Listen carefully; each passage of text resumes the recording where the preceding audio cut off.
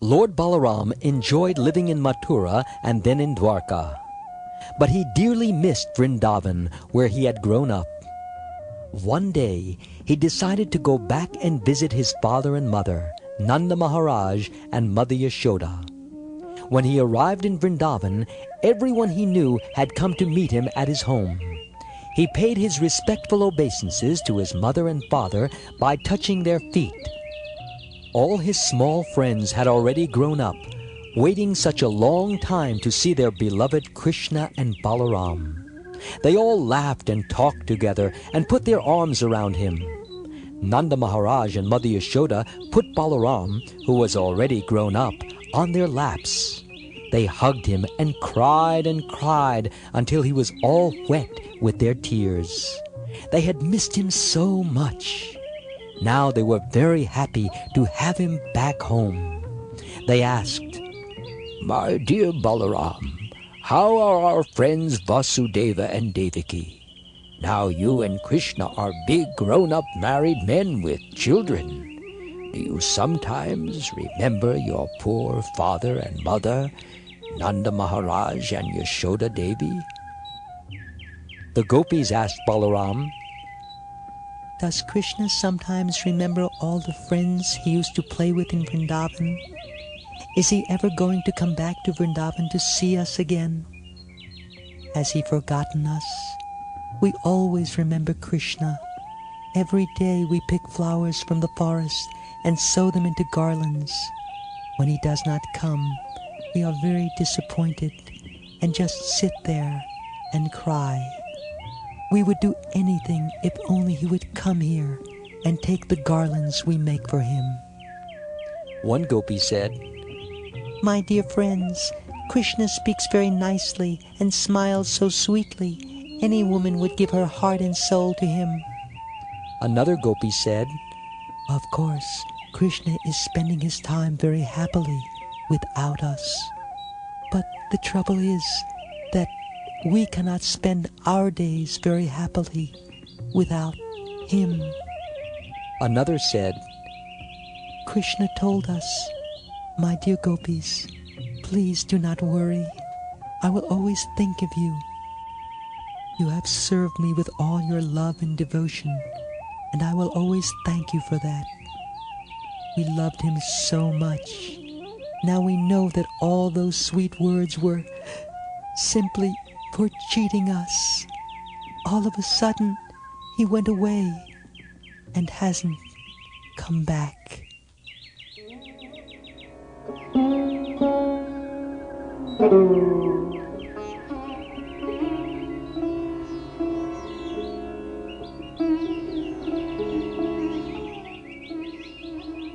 The gopis were so sad without Krishna in Vrindavan, they spent all their time crying for him.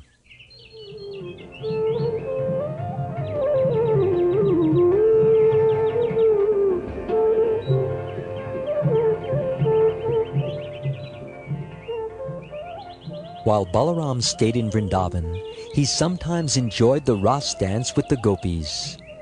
The soft breeze on the bank of the Yamuna river carried the sweet smells of different flowers through the forest.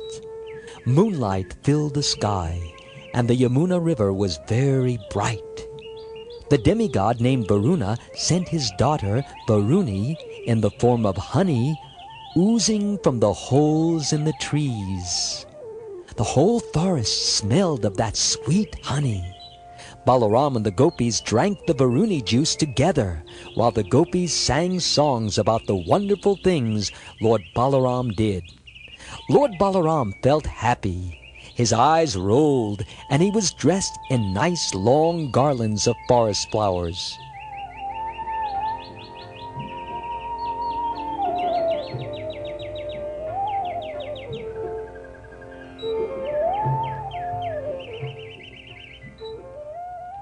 Balaram was in the right mood to go swimming, but the Yamuna river was quite far. He called for the Yamuna river to come closer so he could go into the water. But she did not come. So Balaram became angry and said, "If you do not come to me right now, I will teach you a lesson." Now with my plow, I will break your river into hundreds of little streams. You will have to come anyway, so you will come like that.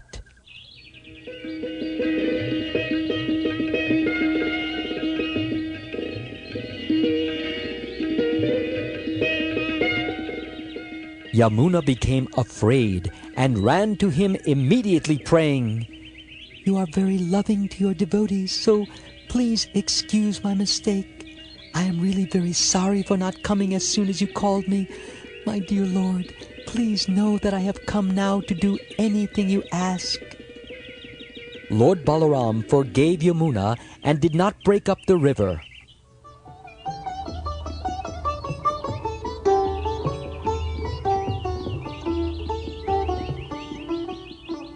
Everyone went in to enjoy the water.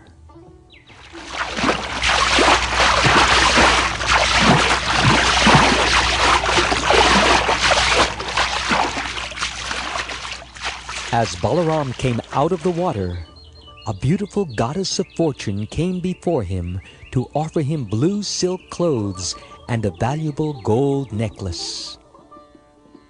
Lord Balaram enjoyed 2 months in Vrindavan with the Gopis and the cowherd boys. They especially remembered the wonderful times they used to have playing together when they were small. They were very happy indeed to have Balaram come to visit.